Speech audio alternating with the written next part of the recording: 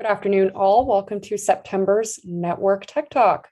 It's so great seeing everyone this afternoon. For those who have not attended in the past, Central Maine Network Tech Talk is a monthly event where founders and leaders share advice on how they overcame challenges, capitalized on their target market, and developed their product, providing you with actionable insight for your own products and processes.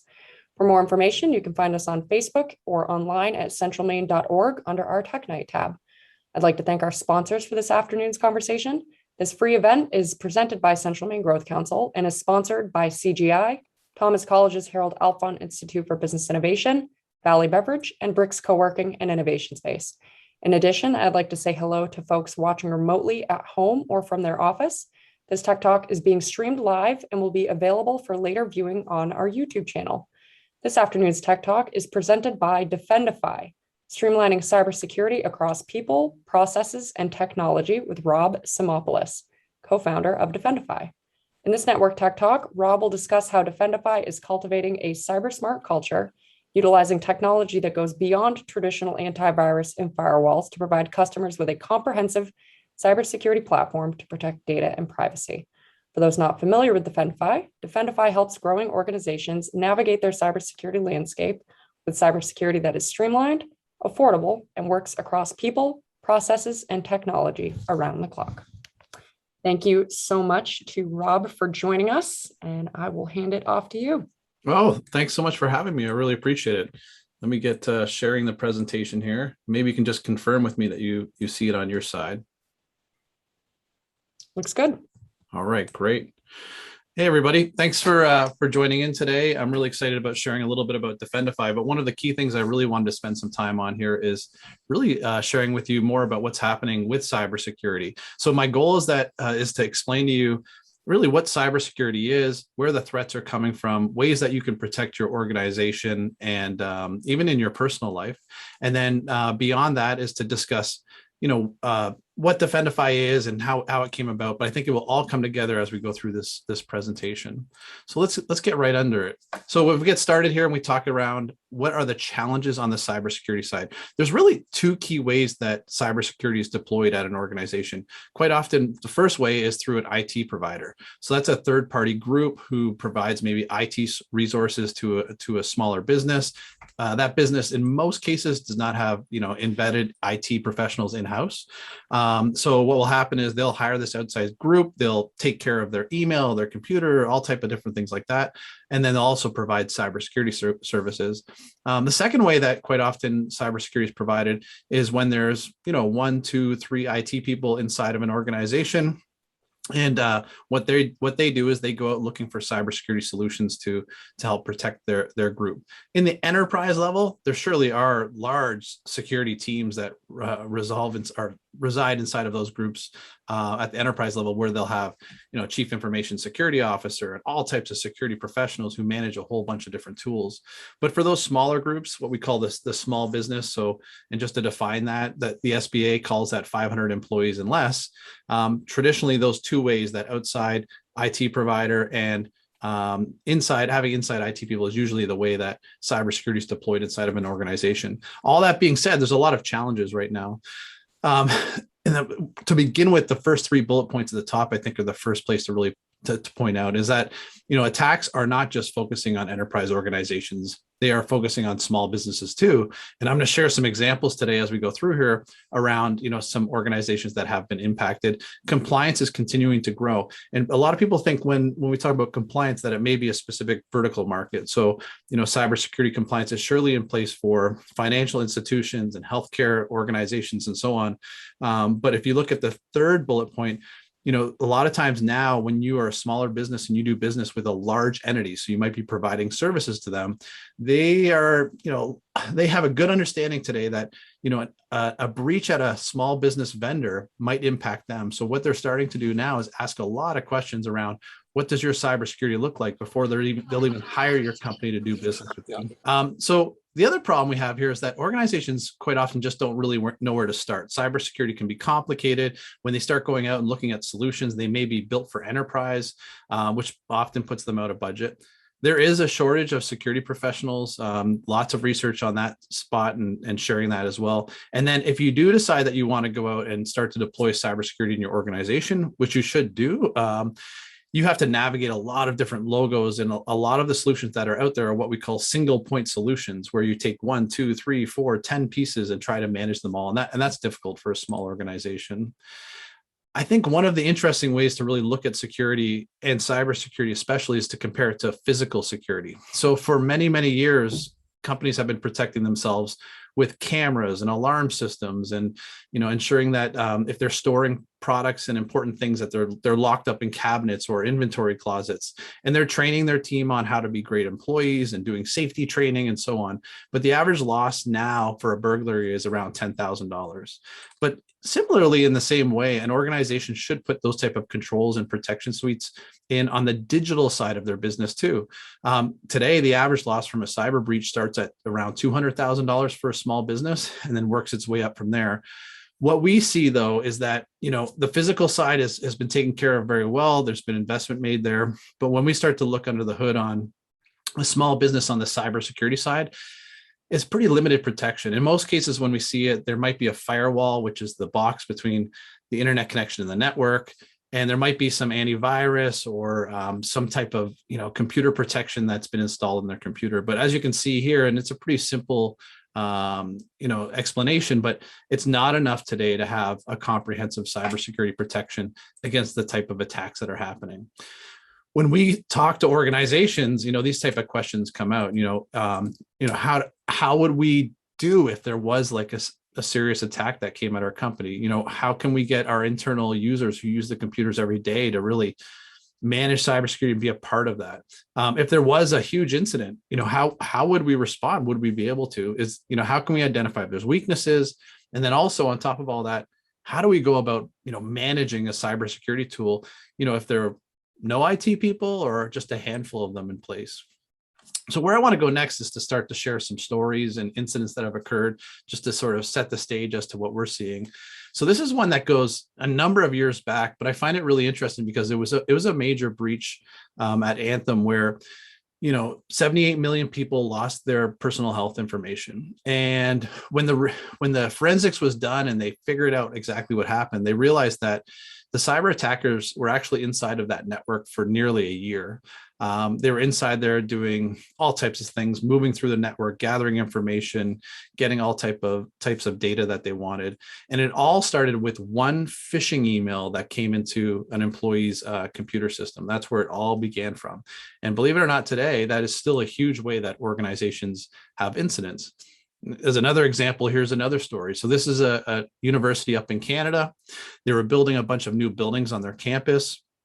They received an email from the construction company who said, hey, we're changing banks. We want to make sure you pay the money to the right place. So the finance team at the university made all those changes and decided that they would wire the money to pay the bills that they had there from the construction company. In the end, they paid $11.8 million to cyber attackers who fooled them into believing that they were the construction company.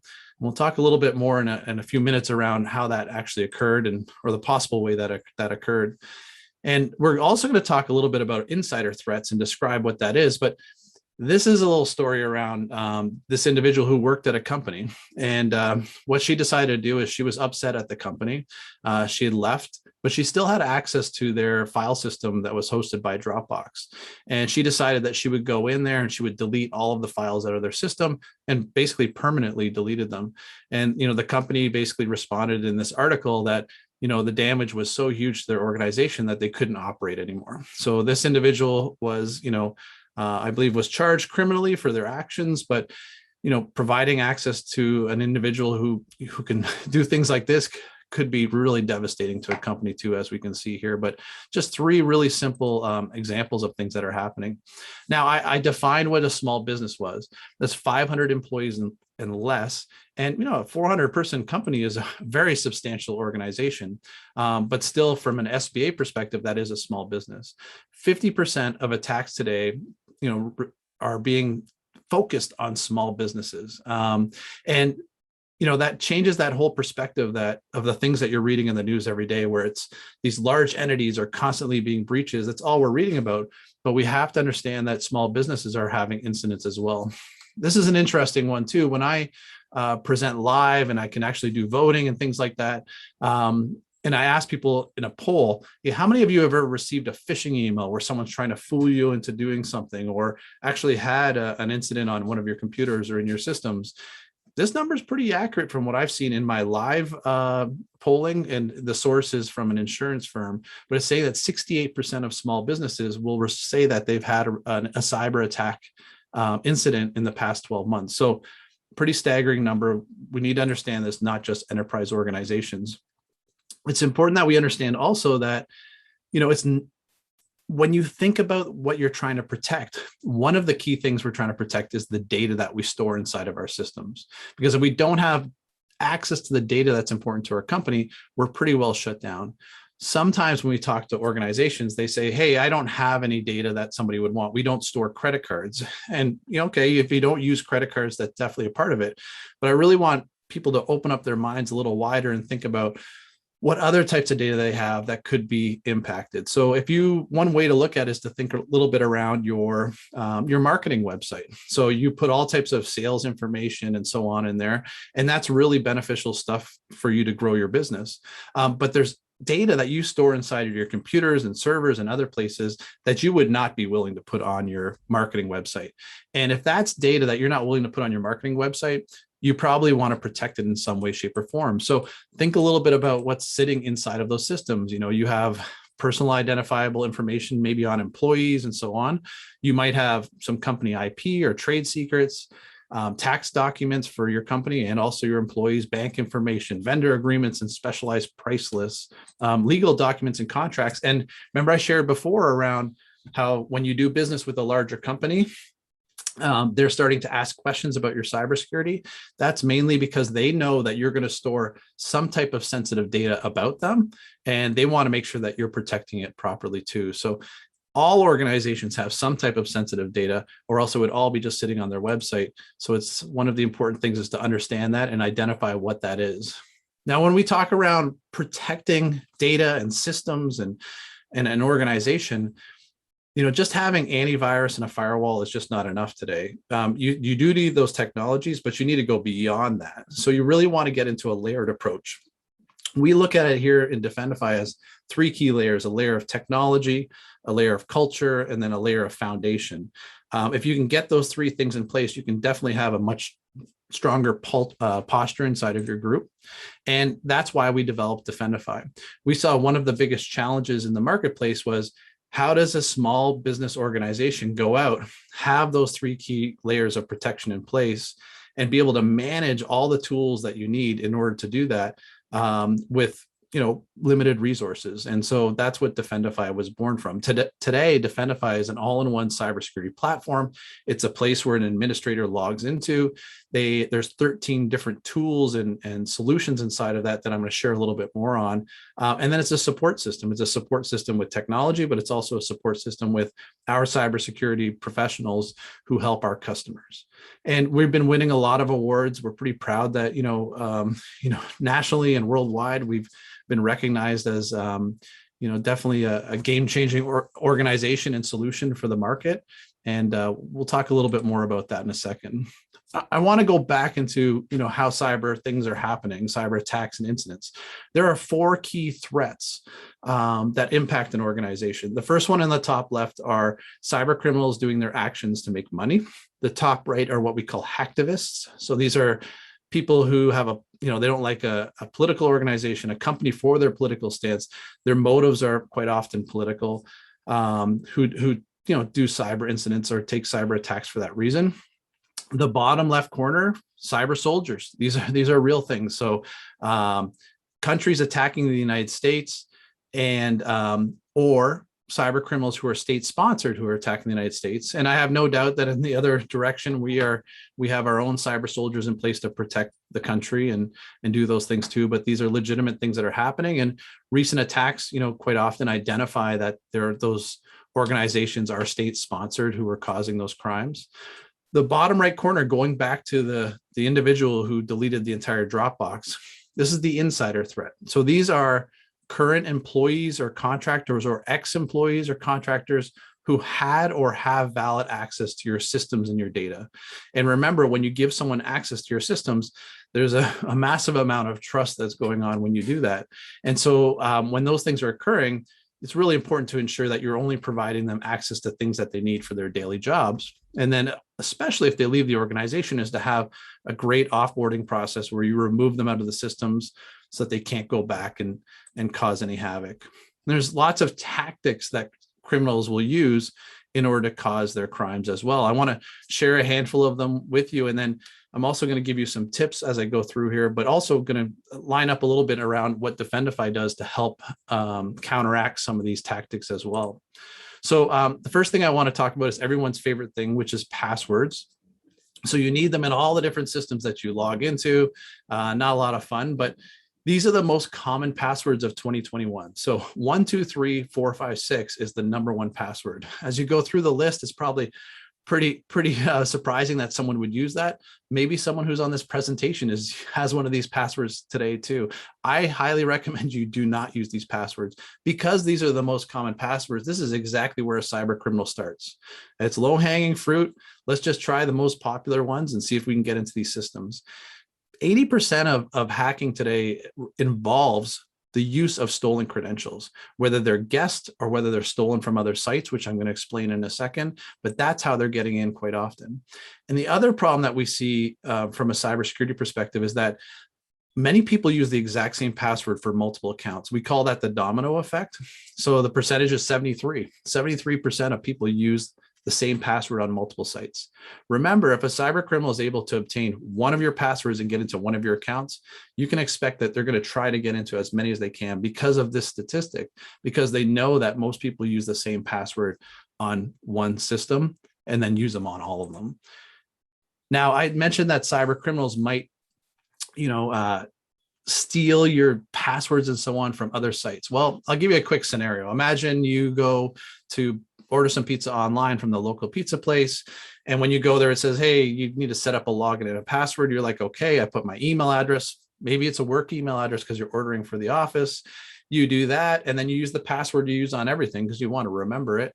What cyber criminals will do is they'll try to break into all types of different websites, including the pizza place. And if they can get into that system and it doesn't have good protection, a lot of times what they're trying to do is they're trying to steal a bunch of information from that website, but mainly emails and passwords. Emails and passwords are a gem to them because if they can get a valid one, again, back to that statistic, knowing that 70% plus of people are going to use them on multiple sites, it really gives them the ability to start to launch attacks. So if you have your business email address and you have your password there, boy, they're going to try to get into your email systems now and your Salesforce and everything else that you use too. These are some of the largest breaches of incidents that have occurred from different websites. And look at the count. It's millions, hundreds of millions of people's information being taken. But the type of information stolen for every single one of this, every single one here is emails and passwords. So giving them the access. So keep that in mind as you go through that. Some of the tips I can provide to you is that today, cyber researchers are saying it's really the length of the password that's one of the most important things. And that you could use things called passphrases. A passphrase is a sentence, as you might see on the screen, rather than just using a word. And if you can make that sentence with spaces and add in some different characters and mix it up, this is a really strong password that you can use on a site. So if someone was going to start trying to guess to get your password, this would be a pretty difficult one. Even if they use technology hacking tools to try to do that, it'd be very difficult for them to hack that password. A lot of organizations today are either deploying password managers for themselves or even for their employees. And what a password manager does is it stores all of your different passwords, generates really random and long passwords, and really gives an organization the ability to have better security all around password use. And the other tip I'll give to you is that whether it's your Facebook account or your Instagram or whatever you're using, you really should enable two-factor authentication. It's also called multi-factor authentication. And what that is, that's when you put in a password to log into a site. And when you complete it successfully, it sends you a code either in a text message or on a little app that's on your phone, or maybe your bank's giving you a little keychain with a number on it. That multiple method of verifying who you are is one of the easiest and the best ways that you can protect your organization and the systems that you log into. Now, a lot of people say, hey, it slows me down. I don't really want to do it. I highly recommend that you do, because if you do have an incident, talk about getting slowed down. It's going to be very dramatic. But, cybersecurity professionals say that this is one of the easiest things that you can do to protect your organization. I recommend putting this on any software application that your company uses. Again, those social media accounts, your bank should have this in place already. Anywhere you're storing documents, ensure that any employee who logs into those systems has two-factor authentication enabled. I'll share with you another thing that cyber criminals are going after, and that's basically the vulnerabilities of all of these internet connected devices. So inside of your business, even in your home, everything is communicating on the internet. So it's talking on wireless networks, and then quite often going out to the internet. Now they're expecting that, by 2025, there's going to be 75 billion devices in the world today. Now it's important to understand that when you see your iPhone pop up a message and say that you have to do an update, or your computer does the same thing, it says, hey, an update needs to be applied. Quite often those updates are for a really key reason. And that reason quite often can be that there's a security flaw that's been discovered by the manufacturer. And you can see here in the chart that's showing there that these are what we call vulnerabilities. So when a security flaw is found in a piece of software or hardware, quite often they are ethically disclosed to a centralized group, who then shares that with people so that they understand how to protect themselves better and how to patch those problems. And as we can see here as two examples on the screen here, even Apple patches a 0-day vulnerability on their iOS and iPad systems. These vulnerabilities happen. When a cyber attacker finds out that there's a vulnerability on a piece of hardware or software, if they can, they will re-engineer or reverse engineer to figure out what that flaw is. And then they will go out and try to find as many unpatched systems as they can and take advantage of that vulnerability. And we hear a lot on the news about incidents that have occurred because of things not being patched. So one of the most important things that an organization needs to do is they need to identify when vulnerabilities are there, rank them, and then resolve those problems as fast as possible. Now, we talked about comprehensive cybersecurity, and I'm going to get a little bit more into techniques that can be used to help protect an organization, and also what Defendify does. But these are the 5 gears that should always be going. You should always be constantly assessing your organization. You should be testing for flaws and holes and gaps in your cybersecurity posture. You need to be prepared so that if something does happen, you're ready. You need to educate everybody inside of your organization, including the interns who are working inside of your company, about cybersecurity so they can identify it. And then you need to take steps beyond just having antivirus and firewalls to protect the company today. So I'm going to show you some of the modules that we have inside of Defendify and how they help protect an organization. We'll start off with these 2 gears of assess and test. So one of the key ways that an organization can identify if they have some improvements to make is by performing a cybersecurity assessment. There are a number of different frameworks, or we can call them like checklists, that organizations can go through to basically look at all the different aspects of their cybersecurity protection. And, if you're not familiar with it, it also includes physical protection, because if someone was able to get into your manufacturing plant and actually get to your computer systems, that could be a cyber incident as well. So it's a pretty deep analysis, questionnaire based, to identify how your organization sits. And when you get a report back in an assessment, it will grade and score your organization and identify areas where improvements need to be made. Now at Defendify, we've built a digital version of this. So when our administrators log into Defendify, they can perform a self-assessment on themselves and do a full assessment, and they'll get back that grade. And our research is showing that 70% of people who actually perform that with our tool have actually experienced a failing grade. And that can sound like a really poor thing, but it's actually a great thing. I think identifying that you have some weaknesses and understanding how to make improvements can be better. What you'll do is start to make those improvements, get them in place, and then start to take the next steps to do another assessment and move that grade from perhaps a D-, move that up to an A+, and get your organization in a much better posture. Now, the other thing I've shared before was around passwords. Now, when cyber criminals get a hold of passwords, there's a bunch of things they do with them. Quite often, they will dump them in the place called the dark web, which is a place where you don't go with your normal browser. You use Tor browsers to go there. There's criminal forums and so on. They'll dump people's passwords. They'll share passwords. There are communities, criminal communities, where they'll sell passwords back and forth.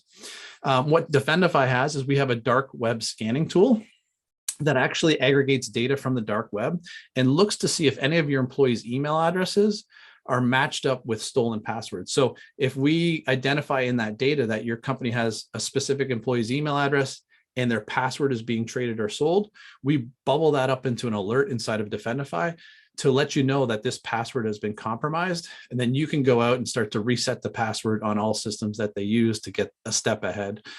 So that proactive approach, or what we call credential monitoring, can really help build a better posture. But as I shared earlier, that 80% of the attacks that happen today they're using stolen credentials. So understanding when a password has been obtained by cyber criminals from your employees is really, really important. And again, remember that it could be from a number of different websites. And in our reports, when we do identify where they've been breached from, we'll actually show the location and the website they were stolen from. The other thing that organizations do today is they do vulnerability scanning. I was talking about weaknesses in hardware and software and how cyber criminals will find those flaws and then utilize them. A vulnerability scanner is a type of tool that you run, and you can actually run it from the cloud towards the perimeter of network of your company. So you're a manufacturer and you have all of your stuff inside of that manufacturing plant. Everybody has an internet connection out. That's the one way that a cyber criminal can come in. So you can run a vulnerability scan at the perimeter of your network, and it will actually bring you back a report and tell you if vulnerabilities have been discovered at your network. And they rank them into critical, medium, warning, and they'll identify exactly what those critical vulnerabilities look like. Now that can be taken a step further too. So organizations can deploy vulnerability scanning inside of their network as well. So this is where the vulnerability scanner will scan printers and computers and maybe even your alarm system and HVAC system to see if there's vulnerabilities sitting inside of the network. And if there are, again, Defendify will produce a report to show you what those vulnerabilities are and then give you guidance on how to resolve them too. And there's a third way you can do vulnerability scanning. So if you have a software application that you use, you can point the vulnerability scanner at that software application. Perhaps it's one you've developed inside of your company. And then that vulnerability scanning report will detail out any software vulnerabilities that you might have in that application. But the goal there is to identify when there is a weakness, give you some guidance on how to resolve it, and get you to patch those systems as quickly as possible. Now, everybody has a marketing website too. So in Defendify, there's a website scanning tool as well. This is a tool that scans your marketing website, and it's looking to see if your website has been, altered by cyber criminals. Quite often what they'll do is when they get into your website, they'll actually put redirects. So when I'll tell you a story. One of the attorneys that we were working with, when you clicked on the attorney's name, it would take you to a casino gambling site. So nobody wants that from a reputation in their business. So we try to detect with our website scanner if there's been malicious redirects put in that website, if the website's out of date, if it's been blacklisted like by Google, and we produce alerts and reports inside of Defendify so people can ensure that their marketing sites continue to do what they expect them to do. Now, another way that an organization can protect themselves is with a technique called ethical hacking. So inside of Defendify, this is one of our most popular testing tools. This is where one of our ethical hacking teammates tries tools, technology, and techniques and tries to break into your network from most of the time from outside. So basically, they do exactly what the bad criminal would do. And then produce a report on what they were able to accomplish. So quite often we'll get back reports that detail to the customer that, for instance, there's a weakness in software or that their firewall isn't configured properly. Recently, one of our team members was actually able to get into someone's camera system and view the cameras from outside from the internet as well, which was pretty scary for the organization to identify. Now, the best part of this is, again, going back to understanding that if there is a hole, if there's a gap, is you want to know about it as often and as quickly as possible. So having a regular cadence of scanning and testing and assessments is really a key part of a cybersecurity program today. Let's go back to criminal tactics, and I'll share a few more with you. So I mentioned phishing before, and we talked a little bit around a couple of organizations that did have a phishing incident that caused a pretty substantial problem in their company. But basically, this is when someone's sending you an email, trying to get you to interact with the email in some way, shape, or form, and getting you to take some type of action. Now, sometimes when you get those emails and you see them, you identify them right away. But cyber criminals are very good today at sending phishing emails.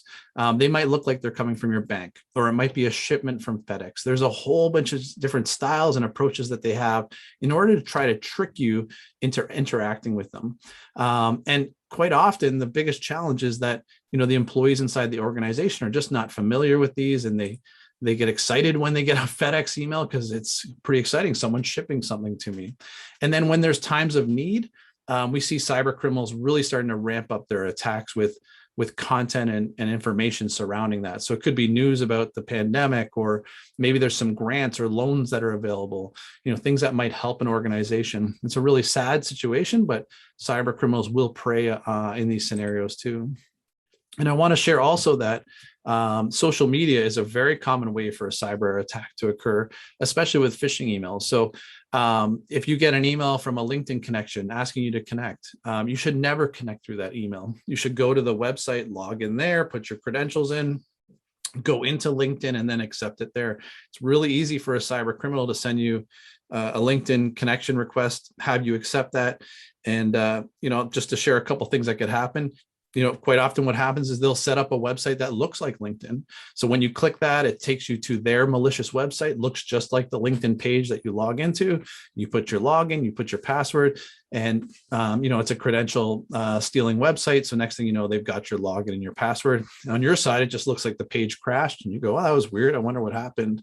But that's how easy it is for a cyber criminal to tries to obtain your credentials and passwords. So basically sending you to a malicious website. The other things they can do is they can obviously install files. So ask you to click on a file and try to fool you into doing that, which can have malware and other things that can infect the computer and then the network as well. Now, how do these attacks happen? Now, there's different types of phishing emails, but quite often when you see them, they might have your name in them and they're directed directly at you.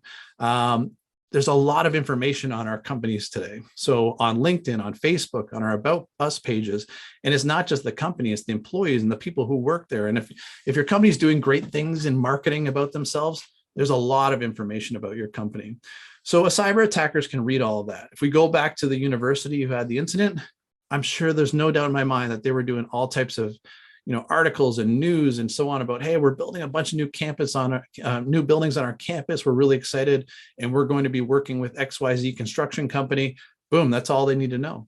There's enough information there for them now to start to launch, fake emails towards the finance people, target them specifically, and try to convince them to pay, to switch that banking information to somebody else. When those emails arrive, quite often they're trying to get employees to do one of four things. One, they're trying to get them to fill in a form. They're trying to get them to click on a link to go to a malicious link, open up a file that might, install some malicious software on their computer, or get you to take some action. Lots of emails today are saying, send me they might look like they're coming from the CEO, and it says, hey, Judy, I need your phone number. I need you to do something for me right away. Or it looks like it's from the CEO going to the CFO saying, hey, I really need you to wire a payment immediately. So all these different tactics are ways to fool people inside of an organization to take action. And I'm going to give you a couple tips here so you can become a superhero just like me. Thanks, team, for making me this great cartoon. So first off, if you receive an email from someone and it's asking you to do one of these 5 things, then you need to verify first. So you get an email, you weren't expecting it, it's asking you to fill in a form, click on a link, it's got a file or attachment inside of it, they're asking you to take an action, they want you to reply with confidential information. If it's any one of those 5 things, you should verify first before you do anything with that. Because again, anybody can send in those phishing emails, and not all emails are going to be blocked by spam filter systems. Cyber attackers are testing constantly against those systems to ensure that some of them get into your inbox. But again, one of those 5, and the way that you do that is you don't send an email back into that email and say, hey, I just want to make sure this is legit, because you might be starting to communicate with the cyber attackers. Is you should, either make a phone call, send an instant message, do a text message, whatever that is, and just verify first before you interact with that email. That is one of the best tips that I can give you today when you get a weird email coming in. And I know it slows you down again. And on the other side, you can simply say, hey, we take cybersecurity seriously. I just want to verify you sent this to me because I was not expecting it. It's not all just about email as well. So cyber criminals today use the telephone. So they'll call inside of organizations. They'll act like help desk. They'll act like the bank. They target specific people who have access to specific things. So using the phone is an attack method as well. We also see a thing called smishing. This is SMS phishing, so text messaging coming to people. So I'm sure people on this webinar today have probably received something with some type of prize. Maybe your Apple ID is about to expire. They're fooling you to try to get you to, again, click on a link and send you to a malicious website where, again, this looks like Apple, but it's really not. And then you're going to put your login and your password there. So text messages are becoming a popular way to cause cyber incidents. And then social media where, attackers are connecting with you on LinkedIn and on Instagram, Facebook, sending you malicious links, sending you malicious files, trying to act like somebody else and have you connect with them. So this is an interesting article. The source is down at the bottom if you want to read about it. But attackers are using direct messaging as a methodology. And if you have a marketing website with chat in it, that's an easy way for them to interact with people inside of your company and act like somebody else. Remember, it's just a chat message coming through. So your team should be aware that that's a risk for them as well. So there are some tools in Defendify that help an organization bolster better, cybersecurity against those types of incidents. So there are 6 different tools we have in Defendify that can help. So the first one is our tech and data use policy. So when an employee works inside of a company, it's really important that they understand the rules and expectations around using computers and applications and all types of different things. You have to set the tone. Just having a paragraph inside of the employee handbook that says be a great employee is not enough today. Not everybody today has taken cybersecurity in school or has any cybersecurity knowledge or know-how. So I think it's really important to explain to them how you're expecting them to use passwords, what they're allowed to do on their computers. Are they allowed to go to personal websites and do things like that? Are they allowed to have their personal email on that? So really setting the rules. Inside of Defendify, you can develop your own technology and data use policy by answering a number of different questions and defining the things you want. And then it produces you this policy that you can go to the team with, review with them, and sort of set and guide them as to what you expect. The next thing you can do is you can launch phishing simulations at the employees as well. So why would you do that? Well, you want to be able to send those type of phishing attacks that I shared with you to them first to see if they'll interact with them. And if they do, train them. So what happens here is, as an example in the image you see, with Defendify, you can launch a phishing campaign. For instance, this is an example of an Adobe password reset. So all the employees would get it. If somebody clicks on that link and takes the steps to decides that they're going to change their password, what will happen is we'll pop up a window that says, hey, this was a training, and we'd like to provide you some additional education on what you should have done differently here. Now, what we start to see is in our reports that are generated in Defendify is how many emails were sent, how many people actually clicked on those links, who actually clicked on it, did they do their training? And we start to prove out that there's a reduction in the number of employees who interact with those emails because we're getting them in front of them first. So, but you're starting to build a culture of awareness, because if someone clicks on that, now they're thinking a little bit more when they sit at their desk about, all right, I don't want to be the one who clicks on that link. I don't want to see what's, have to do the training and so on. So I'm going to be a little bit more cautious around how I'm dealing with these when they arrive on my desk.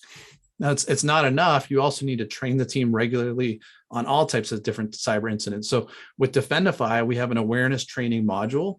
You turn it on, and what it does is every single month, it sends these fun, interesting cartoons to all the employees in the company, and they watch them and enjoy learning about cybersecurity. We actually have celebrity actors in some of our videos too, to sort of keep people engaged and so on. But it educates them on phishing emails and password protection and all types of different things. They watch the video, there's a little quiz on the end of it. And then from an HR compliance IT perspective, they get a report inside of Defendify showing them how everyone's done, who took the training, who didn't, and start to, again, bolster better cybersecurity posture in the organization. For people who do manage IT systems and so on inside of the organization, there's a threat alert module. And so what this does is it sends, if there's a specific phishing campaign, if there's a vulnerability on a specific device or a piece of software and so on, what happens is threat alerts come out. They're sent via email and then also inside of the app to update the administrators that, hey, be careful. There's a new type of vulnerability that's out there. You should probably patch or protect your systems as quickly as possible. On the screen there, giving you warnings even on IRS, from the IRS that there's, fake and malicious sites that are out there too. And then keep going here. So then we have, so we've gone through the assess, the test, the prepare, the educate. And so I'll show you the last wheel of what Defendify has built in it and tell you why it's there. So one of the things that everyone's reading about in the news all the time is ransomware. So if you don't know what ransomware, it's malicious software that when quite often installed on a computer will move laterally and start to infect more machines and systems inside of the network. So when you read about in the news and you're hearing about this organization's been hit with ransomware and they're down for weeks and weeks and weeks, basically what happens is the cyber attacker has locked their computer and they're demanding a ransom payment. And once they receive that payment, they will more than likely give them a code that they could use that possibly will reverse the encryption and allow them to have their systems back. And there's a whole bunch of things that go on behind the scenes and when that's all happening, and I'll explain a little bit more about it. But the fact is that if you get hit with ransomware, it can be pretty devastating, especially if it spreads laterally through the network and affects all of your systems. Now, the cost of ransomware is skyrocketing. So if we even go back just a handful of years ago, it was still a big number sitting at $1 billion, but today, 2020, it hit over 20 billion.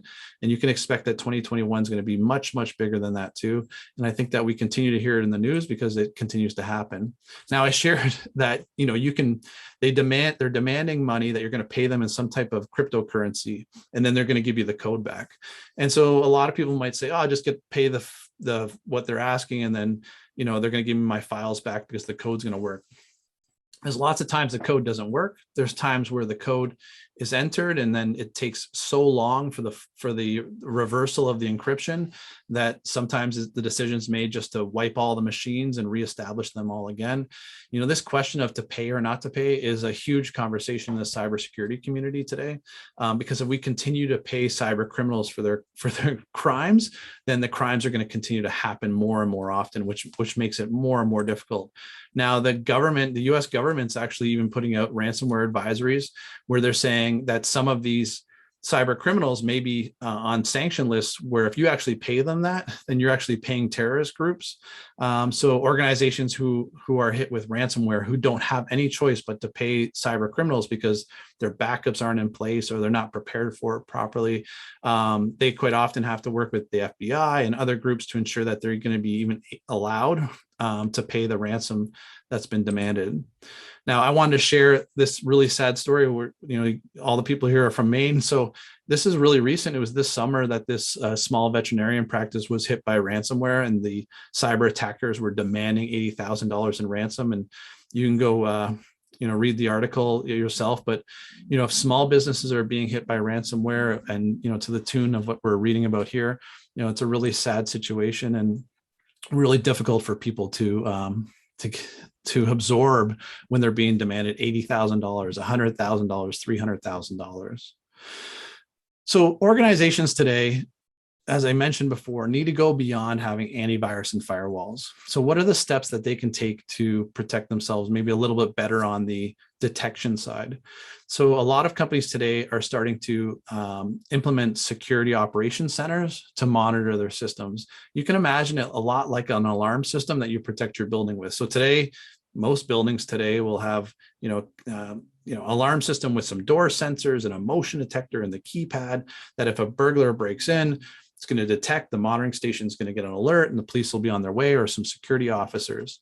In the same way, you can do that for cybersecurity too. So you can install detection systems on your computers inside of your networks that detect criminal activity. And then once that happens, the Security Operations Center will dive in and investigate. So they'll be looking for that compromise. And then if it's identified that there's something happening, they'll be notified. And then what they can do is they can contain it. So imagine one computer gets infected with ransomware. The Security Operations Center can contain that machine so that the ransomware won't spread to other ones and really mitigate the how large that incident is. And then once it's all said and done, a key part of this is understanding how did it happen.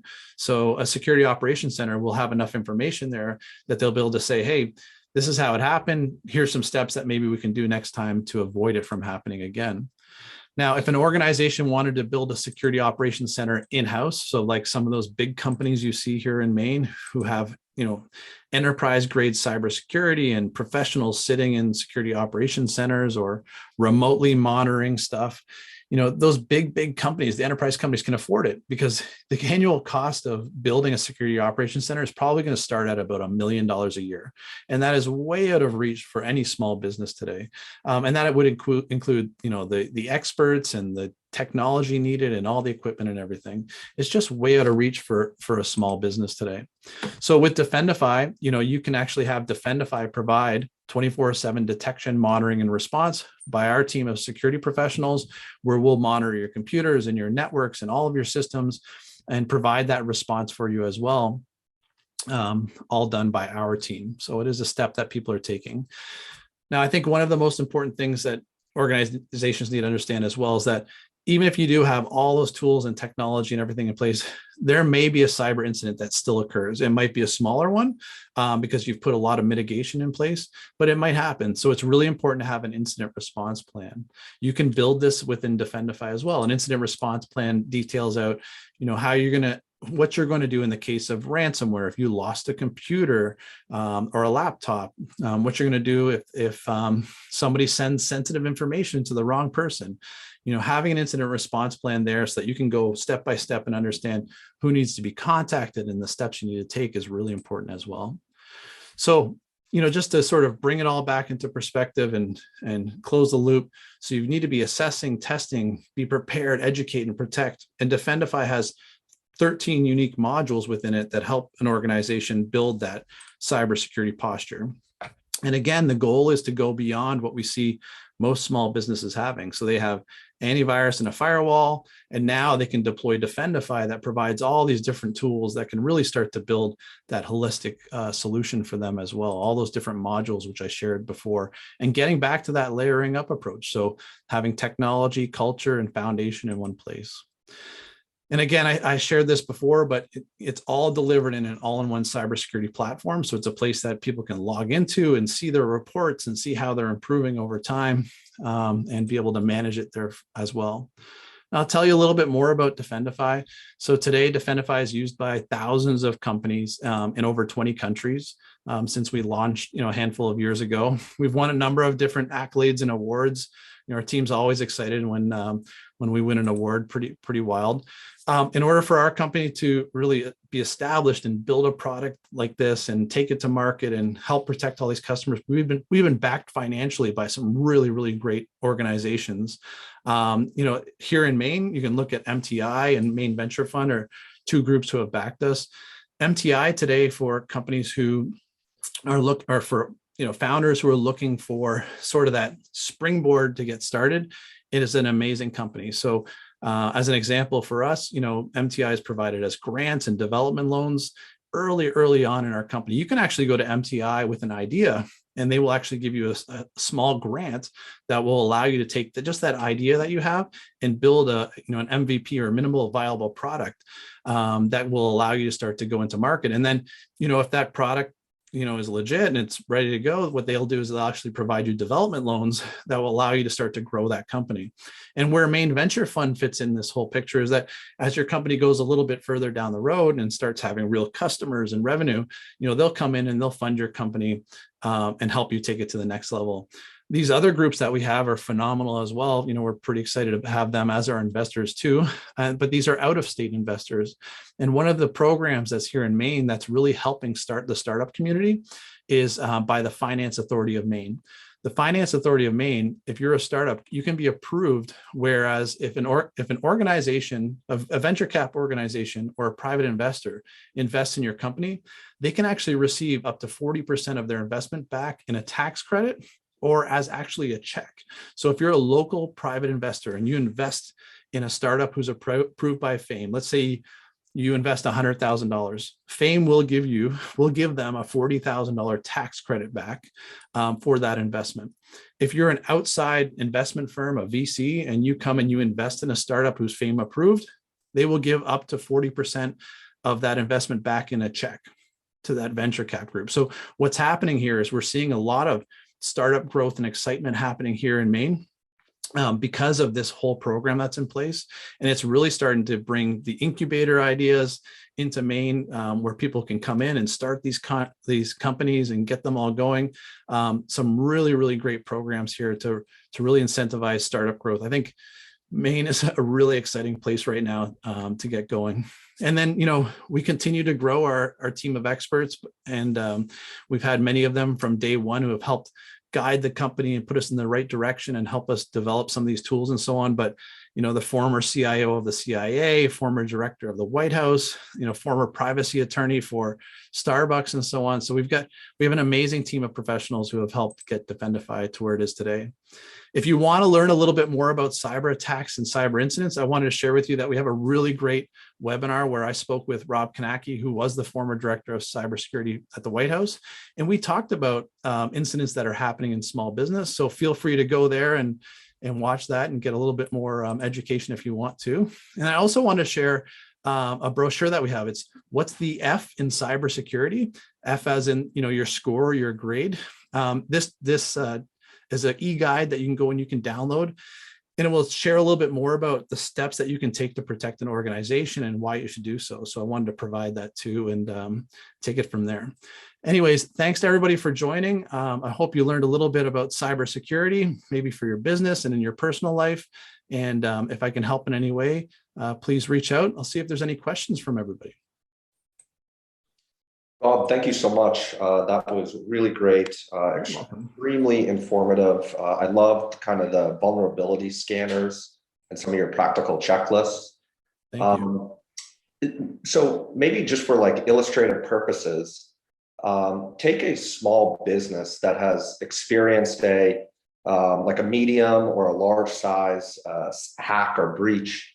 And of course, immediately after they regret not working with Defendify, what does the first 24 to 48 hours look like? What is the waterfall of events? And generally speaking, is there best practices around emergency and crisis response and management? Yeah, that's a great question. So when an incident occurs, if an organization is not prepared, it's pretty devastating. I think they sit there and wonder, what do they need to do? They start calling people they don't understand. Some organizations have cybersecurity insurance, which I think can be beneficial as well. If you're a small organization, you can call your cyber insurance provider, and sometimes they'll send teams. But even if they do, it's not like something that's going to be rectified in moments. They're just going to it's going to take some time, because a lot of times with incidents, the networks have to be disconnected so that the ransomware and so on can't continue to communicate back out to cyber attackers. So often it requires remediations or forensics and remediation specialists to actually come on site and start to solve that problem. So when an incident occurs and an organization does not have protection, good protection in place or good plans and so on, it's devastating. We spoke to a company who came in and talked to us post-incident, who took them months to get their systems fully back up and operational. Months. So a lot of times it's not even 24 hours. It can be a lengthy period of time, depending on the size of the organization and how intricate the systems are that are set up there. Thank you. Yeah, you're welcome. And just pausing here for a moment. Rob, I have a question for you, Rob. Thank you for that really fantastic presentation. I feel like I've learned knowledge previously. I have a relatively simple question. Sure. That I've always wondered. if you get an email in your inbox and you're very certain that it's a risky email, is it enough to just delete it? Or once it's in your inbox, is there potential for some sort of risk? No, you can delete that email, and you should delete it permanently. So you won't be at risk at it any further. Now, organizations that have IT professionals there or cybersecurity people who can help them, quite often they have programs in place where they'll say, you submit that email or notify them about it, and they'll take further steps to try to block that from arriving in other people's inboxes, so that when that email arrives, they might go to their email spam protection system and like identify if an email like this goes to another employee, don't allow it through. It's a lot of work, and it's not perfect, because what happens is cyber attackers just will change the server that's sending the email, and next thing you know, it's coming through again. But fundamentally, as an individual, if you receive one, you can delete it. That's probably the easiest process. That's great. Thank you so much for that. Yeah, and I'll add one more on that. Like, be very careful inside of that email. Cyber researchers have identified times when the link that's inside of that email, you can't see it. So don't be clicking around inside of that email. Just, you've identified it is, maybe it's in the reading pane on the right side. Just hit that delete button and permanently delete it. Great. Thank you. You're welcome. Rob, can you touch on, Defendify being so on the front line and so quite innovative, but from an industry perspective, market perspective, what does the future look like? What is the tech and innovation that's happening in the industry to keep up with or combat the hacking and the breaching of the future? It's constantly evolving. So threat intelligence is one part of what's going on. So I shared a little bit about, the dark web and producing data inside of that. Just one aspect. Threat intelligence, an interesting part to share is that there's a lot of conversations around the government's responsibility to work with private entities and assist in that, because the government is seeing all types of malicious activity from out of country and so on. So I think you're going to continue to see, especially with this administration, talking about the importance of having cybersecurity in place, and also about the importance of like sharing intelligence between government and private sectors, so that they can be more prepared for those types of things. I think this is, in the end, it's a national security problem as well, because one entity having an incident, or a small business, which is really the lifeblood of the country, being shut down, is a really sad part. So you'll see that as well. I think artificial intelligence continues to grow, but it grows on both sides, the attacker side and then on the defensive side too. But artificial intelligence and machine learning is a key part of cybersecurity in the tools and the technology that's there. For instance, the software that's installed on computers is constantly evolving and trying to get smarter and trying to predict whether this file is malicious or not. Nowhere near perfect, and that's why you need still to have that human element of security professionals monitoring and responding and so on. So yeah, it's pretty wide, and I think that the attacks are always going to change, and they're always going to evolve, and then the defensive protections that are there are going to have to do the exact same thing. We're going to constantly have to evolve and be on the front lines of all of that. Thank you. Welcome. Just pausing for a moment, but maybe while folks distill thought. So you built an incredible team, governance-wise, executive team-wise. But what does the future look like for Defendify a few years out? If you feel comfortable discussing that, it doesn't look or smell like an exit is anytime near. But what does the next 10 years plus look like for Defendify, where you feel comfortable chatting? Yeah, so the company is going to continue to grow through investment capital that will come into the business, which means more technology, more marketing, more people joining the team. We've definitely noticed that our team is expanding outside of the state of Maine as well. So we have a lot of talent in other states too have come on board and started working with the business too. Our head office is still here in Maine, and that intends to be, but I think that change to work from home is definitely the real thing, and that will continue, and we've embraced that and done a really great job with it. But we'll continue to raise rounds of funding to drive Defendify to market, and continue to help more customers. Our vision is to, a lot of times we might share with people and say, you have QuickBooks for your finance system. You maybe have HubSpot for your marketing and sales and so on. Defendify for your cybersecurity. That's our mission. That's what we want to be, and that's what we're going to keep laser focused on and continue to grow the business. Spectacular. Thank you. Yeah, I have a quick question here. Josh, Snow Pond Technology Group. I'm a small business IT consultant, managed service provider. How does your product work with the MSPs? Are you trying to get them involved with using your product for helping them to secure their client systems? Absolutely. Josh, that's a huge part of our business is our partner channel. So we have a large group of MSPs, in the United States, Canada, Australia, who take Defendify and resell it to their customer base. They use it as the tools. If that's of interest to you, you can actually go to our partner page on our website and learn more about the program there, and then speak to one of our success managers who can help you get started. Okay. And how does your product differ with, the other vendors on the market, your competitors? Yeah, so I think one of the benefits of Defendify, which has been our goal and mission, is that you can go out and select, from your perspective as the managed service provider, you can go and select, 13, 20 unique single point solution tools. It's very difficult to manage. And with that, comes along with all of the vendor challenges. This is I'll use the buzzword. It's the single pane of glass. It's one platform where you can manage all of that for your customers. You have multi-administration ability, so you can control, manage, do all those different things. So I think one of the huge benefits is, having it all in one place, automation, control, and all of that in Defendify.